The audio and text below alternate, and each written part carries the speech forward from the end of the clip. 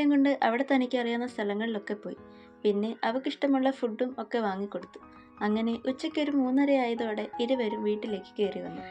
അവൾക്ക് അന്നത്തെ ദിവസം ഒരുപാട് ഇഷ്ടപ്പെട്ടിരുന്നു. തനിക്ക് ഇവിടൊക്കെ എങ്ങനെ അറിയാം? അതോ, ചെറിയമ്മ ഇങ്ങോട്ടേക്ക് കെട്ടിച്ചു കൊണ്ടുവന്ന നാള് തൊട്ട് ഞാൻ ഇവിടെ വരുമായിരുന്നു. അങ്ങനെ വന്നാണ് എനിക്ക് അഭിയെ കിട്ടിയത്. പിന്നെ ഞങ്ങൾ ഒരുമിച്ച് ഇവിടെ എല്ലാം കറങ്ങാറുണ്ടായിരുന്നു. എന്തായാലും കൊള്ളാം. ഇന്ന് തൻ്റെ വീട്ടിലിരുന്ന് സമയം ചെലവഴിക്കണമെന്ന് ഞാൻ വിചാരിച്ചുള്ളൂ. ഇന്നത്തെ എന്റെ ദിവസം താൻ ഫുള്ള് കളറാക്കി തന്നു. അവളതൊരു ആവേശത്തിന് പറഞ്ഞതായിരുന്നു. അപ്പോ കല്യാണത്തിന് പോകാൻ താല്പര്യമില്ലാഞ്ഞിട്ടല്ല. അത് പിന്നെ ഞാൻ അങ്ങനെ തിരിച്ചു പറഞ്ഞതല്ല. അവൾ ചെറിയ ചമ്മിയ നാണത്തോടെ മുഖം താഴ്ത്തി. അങ്ങനെ 5 മണിയൊക്കെ ആയതോടെ കല്യാണത്തിന് പോയവർ തിരിച്ചു വന്നു. ആ മക്കളെ, നിങ്ങൾ ഹോസ്പിറ്റലൊക്കെ പോയോ? അതൊരു ആക്കിയുള്ള ചോദ്യമായിരുന്നു ഗൗരിയുടേത്. പോയി. എന്നിട്ട് ഡോക്ടർ എന്ത് പറഞ്ഞു? കുഴപ്പമില്ല, വീണതിന്റെയാണ്, മാറിക്കോളൂ എന്ന് പറഞ്ഞു. ധ്രുവം അവളെ കളിയാക്കണ്ട എന്ന് കരുതി അതിന് ശരിവെച്ചു. നിങ്ങൾ എന്തെങ്കിലും കഴിച്ചായിരുന്നോ? കഴിച്ചു. സമയം കടന്നുപോയി. ധ്രുവിൻ്റെ ഫോണ് റിങ് ചെയ്തു. ശ്രുതിയാണ്. ധ്രുവ് സംസാരം തുടങ്ങിയിരുന്നു. താരയുടെ സമാധാനം വീണ്ടും നഷ്ടപ്പെട്ടു. ശ്രുതി, എന്തിനാ അവൾ എല്ലാ ദിവസവും ഇങ്ങനെ വിളിക്കുന്നത്? ഇനി അങ്ങയുടെ ലൈൻ വല്ലതും ആണോ? എന്നെ വിഷമിപ്പിക്കണ്ടെന്ന് കരുതി ഇയാളിനി പറയാത്തയാണോ? അങ്ങനാണെ അയാൾക്ക് അന്ന് എന്നോട് പറഞ്ഞൂടെ? എന്തിനാ മനുഷ്യന് വെറുതെ ഹോപ്പ് വരുന്നത്? അവൾ പിന്നെയും അവൻ കാണാതെ അവൻ്റെ റൂമിലേക്ക് പോയി ഒളിഞ്ഞു നോക്കി. പക്ഷെ എന്താണ് അവർ സംസാരിക്കുന്നതെന്ന് അവൾക്ക് കേൾക്കാൻ കഴിയുന്നുണ്ടായിരുന്നില്ല. അവൻ ഫോൺ കട്ടാക്കിയ ശേഷം ചോദിച്ചു. ഒന്നുമില്ല. അവൾ അവിടെ നിന്നും പോകാൻ തുടങ്ങിയിരുന്നു. അവിടെ നിന്നേ. എന്താ? എന്തിനാ ഇങ്ങനെ ഇടയ്ക്കൊന്ന് ഒളിഞ്ഞു നോക്കുന്നത്? ആരൊളിഞ്ഞു നോക്കി? താൻ തന്നെ. ഞാൻ ഒളിഞ്ഞു നോക്കിയൊന്നുമില്ല. ഇതുവഴി പോയപ്പം ഞാൻ ചുമ്മാ നോക്കിയെന്നേ ഉള്ളൂ. ആണോ? 5 മിനിറ്റോളം ഇതുവഴി വെറുതെ നടന്നു പോകുന്ന ആള് ചുമ്മാ നോക്കി നിൽക്കൂ? അവൾ നിന്ന് പരിങ്ങി. ഇന്ന് പരിങ്ങണ്ട. അവൻ ചിരിച്ചു. എന്താ, ഞാൻ ശ്രുതിയെ വിളിക്കുന്ന ഇഷ്ടപ്പെടുന്നില്ലേ? ആര് പറഞ്ഞു? എനിക്കൊരു പ്രശ്നവുമില്ല എന്നും പറഞ്ഞ് അവൾ അവിടെ നിന്നും ഓടി. അവന് ചെറിയ ചിരിയൊക്കെ വരുന്നുണ്ടായിരുന്നു. പിന്നീട് അവൻ്റെ മേലൊരു പ്രതീക്ഷ വെക്കേണ്ട എന്നൊക്കെ അവൾക്ക് തോന്നി തുടങ്ങി. അങ്ങനെ 2 ദിവസം കടന്നുപോയി. അവൻ അവളോട് സംസാരിക്കുമ്പോഴെല്ലാം അവൾ നേരത്തെ പോലെ വലുതായി എന്നും ചിരിച്ചു കളിച്ച് സംസാരിക്കുന്നില്ല. അവനത് ശ്രദ്ധിക്കുന്നുമുണ്ട്. താൻ കരുതുന്ന പോലെ ഒന്നുമില്ലെങ്കിലോ എന്നും അവൾക്ക് തോന്നാഴുകയില്ല. എങ്കിലും തനിക്ക് പിന്നീടൊരു നിരാശ വരരുത് എന്നും അവൾ ആലോചിച്ചു. ദ്രവ്യ തന്നെയാണ് അവളെ കോളേജിൽ കൊണ്ടാക്കുന്നതും വിളിച്ചുകൊണ്ട് വരുന്നതും. പക്ഷേ അവൾക്കങ്ങനെ വലിയ മിണ്ടാട്ടമൊന്നുമില്ല. നാളെ ദ്രവ്യ വന്നിട്ട് ഒരാഴ്ചയാവുകയാണ്.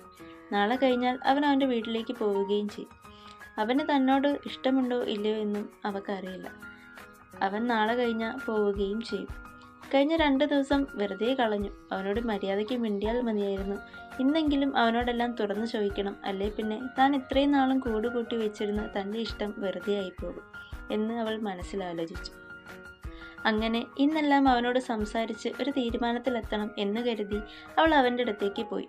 അപ്പോഴാണ് പതിവ് പോലെ ശ്രുതി വിളിച്ചത്. അവൻ കോളെടുത്ത് സംസാരം തുടങ്ങി. സമയം 9 മണിയായിരുന്നു. കുറേ നേരമായി അവരുടെ സംസാരം കഴിഞ്ഞിട്ടില്ല. അവൾക്ക് ഉറക്കം വന്നു. സമയം രാത്രി 11 മണിയായി. അവൾ എഴുന്നേറ്റ് നേരെ പോയത് ധ്രുവിൻ്റെ റൂമിലേക്കായിരുന്നു. ലൈറ്റ് ഓഫാണ്. പക്ഷേ റൂമിൽ ധ്രുവില്ല. അവൾ നേരെ ടെറസിലേക്ക് വെച്ച് പിടിച്ചു. ഇയാൾക്ക് ഉറക്കമൊന്നുമില്ലേ? 11 മണിയായല്ലോ. ഇപ്പോഴും അവൾ എന്തിനാ ഇങ്ങനെ വിളിച്ചോണ്ടിരിക്കുന്നത്? ഇന്ന് 2 എനിക്കറിയാം എന്നും പറഞ്ഞ് അവൾ അവൻ്റെ അടുത്തേക്ക് കയറി ചെന്നു. അപ്പോൾ അവൻ അവൻ്റെ ഫോൺ കട്ട് ചെയ്തിട്ട് തിരിച്ച് റൂമിലേക്ക് വരാൻ ഒരുങ്ങുകയായിരുന്നു. എന്താടോ, ഉറക്കമൊന്നുമില്ലേ?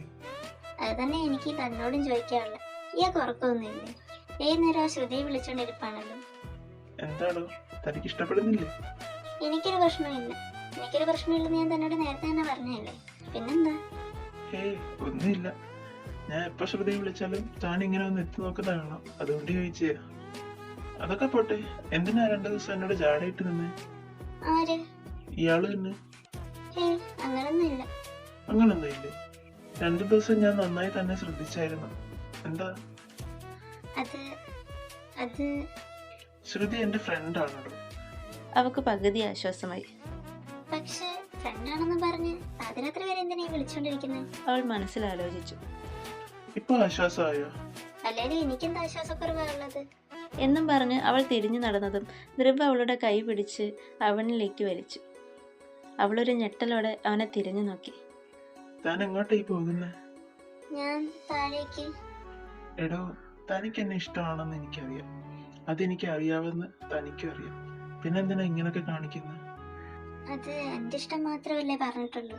തനിക്ക് എന്നെ ഇഷ്ടമാണെന്നൊന്നും പറഞ്ഞിട്ടില്ലല്ലോ. അപ്പൊ പിന്നെ ഞാൻ അവൻ അത് കേട്ട് ചിരിച്ചു. ഇതായിരുന്നോ കാര്യം? എടോ, അപ്പൊ ഇത്രയായിട്ടും തനിക്ക് മനസ്സിലായില്ലേ? അവൾ അവന്റെ കണ്ണുകളിലേക്ക് നോക്കി. എനിക്കും തന്നെ ഇഷ്ടം തന്നെയാണോ? ശരിക്കും ചെറിയമ്മ തന്നോടൊന്നും പറഞ്ഞിട്ടില്ല? ഇല്ല. ഓ, അപ്പൊ അമ്മായിക്കെല്ലാം അറിയായിരുന്നു. ചെറിയമ്മ തന്നെ പറ്റി എന്നോട് പറഞ്ഞ നാൾ മുതലേ തന്നെ എനിക്ക് ഇഷ്ടപ്പെട്ടു തുടങ്ങിയത്. പിന്നെ തന്നോട് സംസാരിച്ചിട്ടില്ല എന്ന് മാത്രമേ ഉള്ളൂ. ഞാൻ ഇങ്ങോട്ട് വന്നതിൽ ഒരു റീസൺ തന്നെ തന്നെ കൂടി കാണാൻ വേണ്ടിയായിരുന്നു. പിന്നെ തന്റെ ഈ ചമ്മലും കരിമലും ഒക്കെ കണ്ടപ്പോ അതൊക്കെ ഒന്ന് ആസ്വദിക്കാമെന്ന് കരുതി. എന്നിട്ട് എന്നോടൊരു വാക്ക് പോലും അമ്മായി പറഞ്ഞിട്ടില്ലല്ലോ. അല്ലെങ്കിൽ അമ്മായി മോൻ ഒറ്റക്കെട്ടാണല്ലോ. നമ്മള് പൊട്ടി. ഒരുപക്ഷെ ഞാൻ തന്നെ നിന്നോട് ഇതെല്ലാം പറയട്ടെന്ന് വിചാരിച്ചു കാണുമായിരിക്കും. ഓ, എന്താ ഒരു പുച്ഛം? ഒന്നുമില്ല. ചിരിക്കണ്ട. അവൾ അവനെ നോക്കി മെല്ലെ ചിരിച്ചു. എന്താ ഇപ്പൊ തന്നെ ചമ്മലും പിണക്കവും പരിഭവം എല്ലാം മാറിയോ? അതെ. എന്താ? ഒരു കാര്യം ചോദിച്ചോട്ടെ? എന്താ നീ ചോദിക്ക്. അതെ, ആരെ ശ്രുതി? അവൻ പൊട്ടിച്ചിരിച്ചു. അതെന്റെ ഫ്രണ്ടാണ്. ഞാൻ പേടിക്കണ്ട, അതൊരാണാ. അവന്റെ ഇരട്ടപ്പേരാണ് ശ്രുതി എന്നുള്ളത്. ഇപ്പൊ ആശ്വാസമായി. അവൾ അവനെ പിന്നെയും നോക്കി ഇളിച്ചു കാണിച്ചു. ധ്രുവ് ചിരിച്ചു. ശ്രുതി വിളിക്കുന്നുണ്ട്, പ്രശ്നമൊന്നുമില്ലെന്ന് പറഞ്ഞിട്ട്. അവളൊന്നും മിണ്ടാതെ ചിരിച്ചു. അവളുടെ ആ നിഷ്കളങ്കമായ ചിരി കണ്ട് അവനും ചിരി വന്നു. തന്നെ ഇനി എന്നാ കാണാൻ പറ്റുക? നാളെ കഴിഞ്ഞ് താൻ പോകുമല്ലേ? അതിനെന്താ, ഞാൻ നാട്ടിൽ തന്നെ ഉണ്ടല്ലോ. എനിക്ക് കാണാൻ തോന്നുമ്പോ വിളിച്ചാൽ മതി, ഞാനിങ്ങനെ വരാം. അവൾ അവനെ കെട്ടിപ്പിടിച്ചു. പിന്നീട് അവരുടെ ഇഷ്ടത്തിന് ചിറക് വിരിയുകയായിരുന്നു. തങ്ങളുടേതായ നിമിഷങ്ങളും ഇണക്കങ്ങളും പിണക്കങ്ങളും ഒക്കെയായി വർഷങ്ങൾ കടന്നു.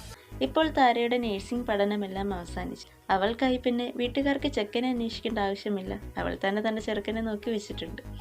അങ്ങനെ ഇരു വീട്ടുകാരുടെയും സമ്മതത്തോടെ ഇരുവരും ഒന്നിച്ചു ചേരുകയാണ്.